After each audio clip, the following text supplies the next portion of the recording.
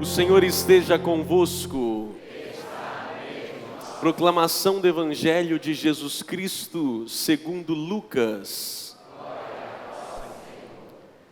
Naquele tempo, vieram algumas pessoas trazendo notícias a Jesus a respeito dos galileus que Pilatos tinha matado, misturando seu sangue com o dos sacrifícios que ofereciam. Jesus lhes respondeu: vós pensais que esses galileus eram mais pecadores do que todos os outros galileus, por terem sofrido tal coisa? Eu vos digo que não. Mas se vós não vos converterdes, ireis morrer todos do mesmo modo. E aqueles 18 que morreram quando a torre de Siloé caiu sobre eles? Pensais que eram mais culpados do que todos os outros moradores de Jerusalém? Eu vos digo que não. Mas se não vos converterdes, ireis morrer todos do mesmo modo. E Jesus contou esta parábola. Certo homem tinha uma figueira plantada na sua vinha. Foi até ela procurar figos e não a encontrou. Então disse ao vinhateiro: já faz 3 anos que venho procurando figos nesta figueira e nada encontro. Corta! Por que está ela inutilizando a terra? Ele, porém, respondeu: Senhor, deixa a figueira ainda este ano. Vou cavar em volta dela e colocar adubo. Pode ser que venha a dar fruto. Se não der, então tu a cortarás. Palavra da salvação.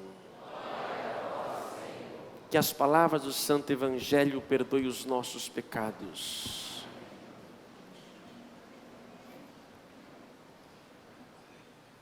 Quem são os culpados diante das tragédias, onde pessoas inocentes morrem? Onde está Deus?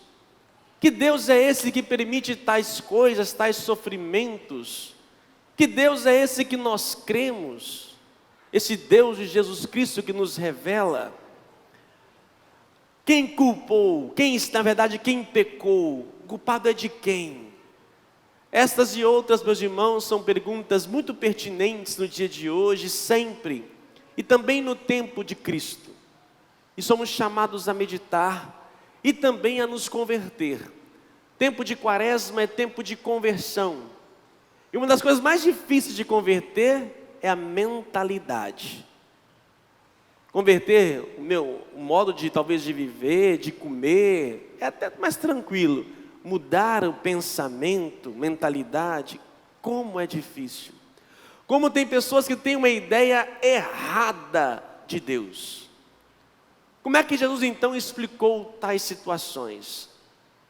Ali apareceram para ele perguntando, colocando um fato que Pilatos havia mandado matar galileus e pega o sangue deles misturado com o sangue de animais e ofereceu em sacrifício. Isto, na cultura judaica, isso é um crime hediondo, porque o sangue é o mesmo que a vida. Por isso o judeu não toma sangue de animal algum. Você que gosta de galinha de molho pardo, né? Está pecando, hein? Segundo os judeus.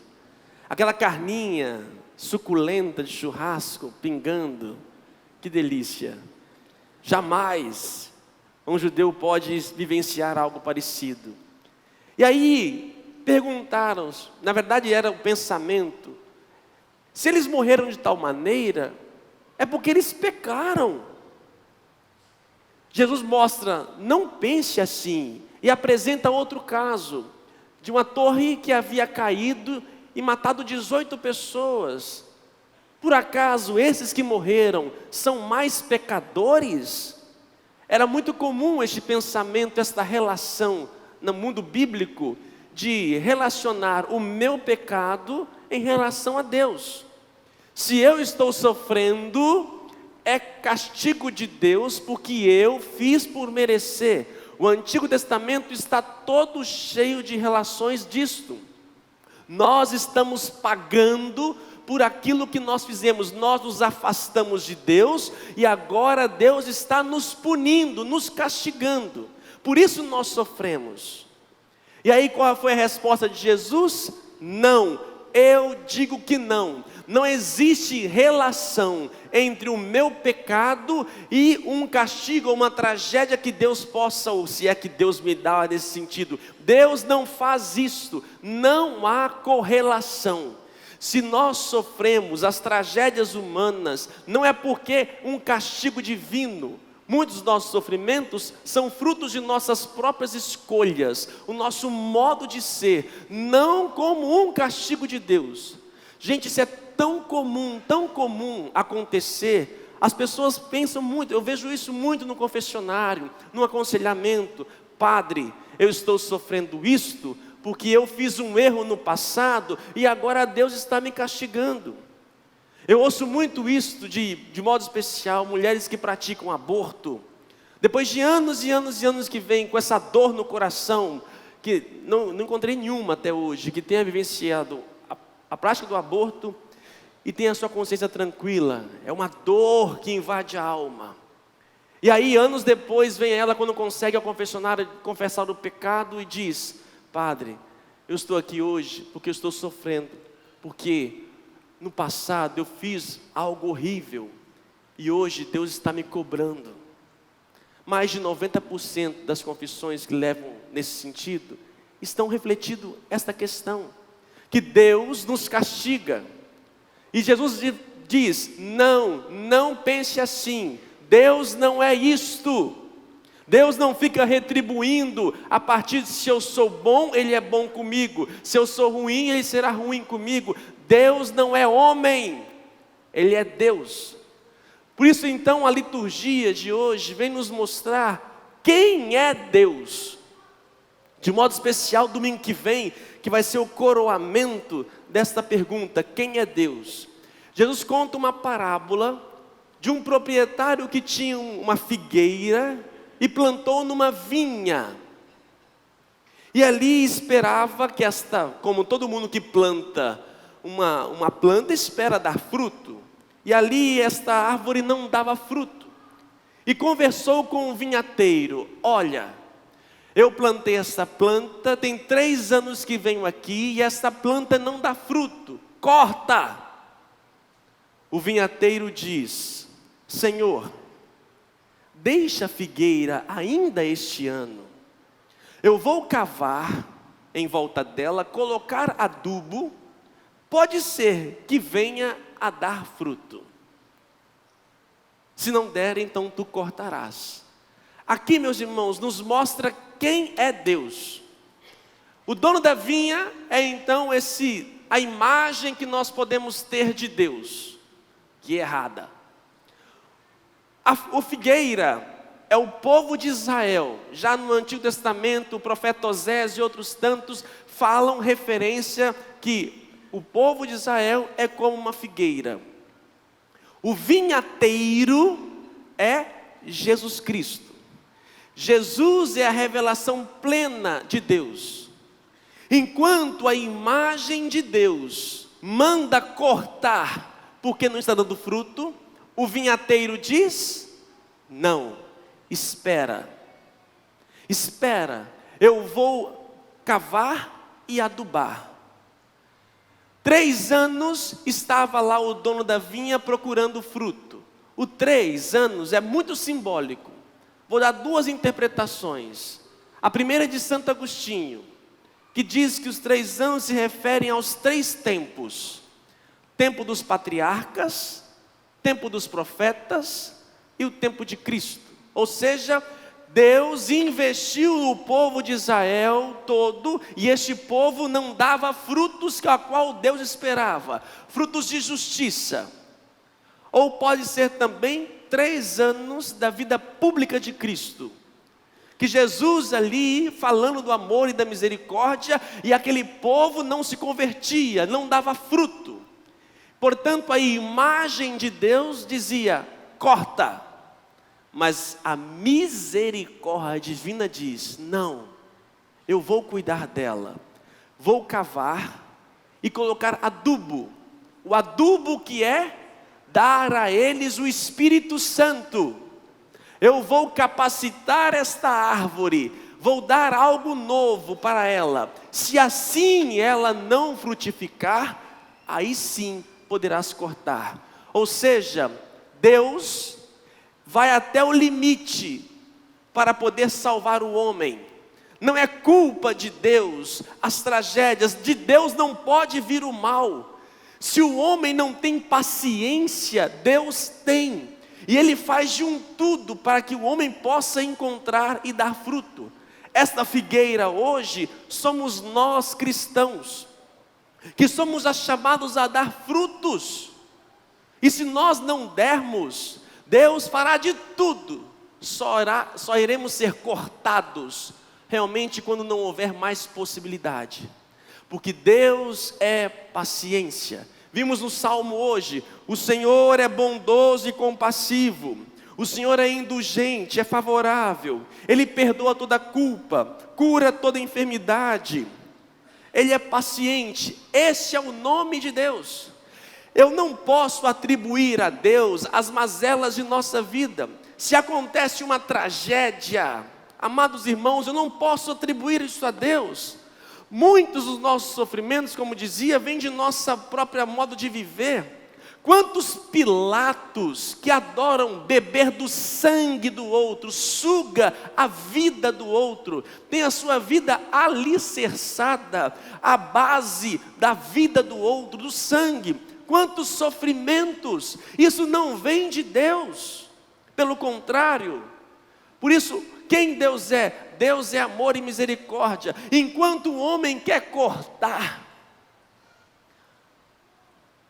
a igreja, Deus não é como uma empresa.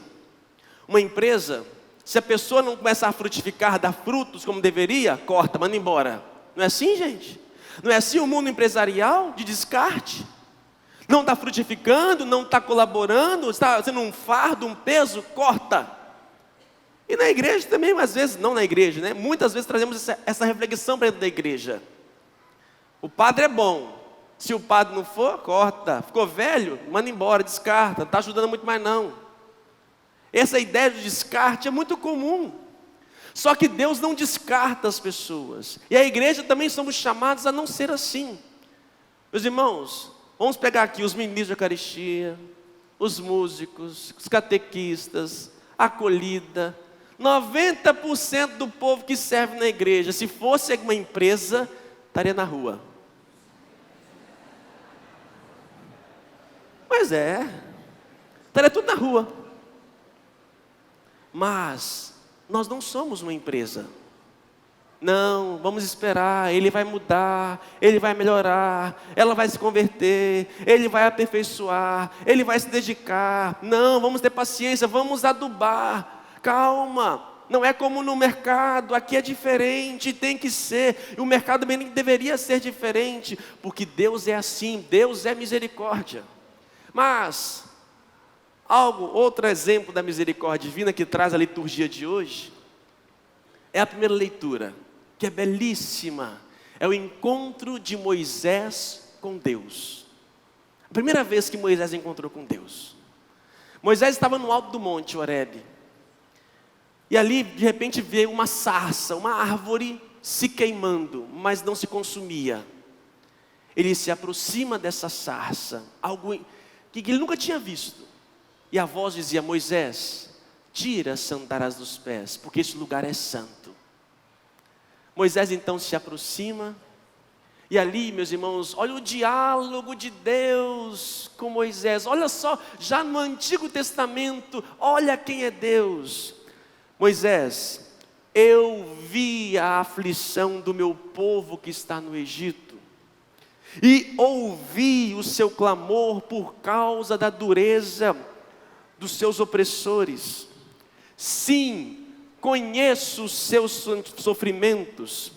Desci para libertá-los das mãos dos egípcios e fazê-los sair daquele país para uma terra boa e espaçosa, para uma terra onde corre leite e mel.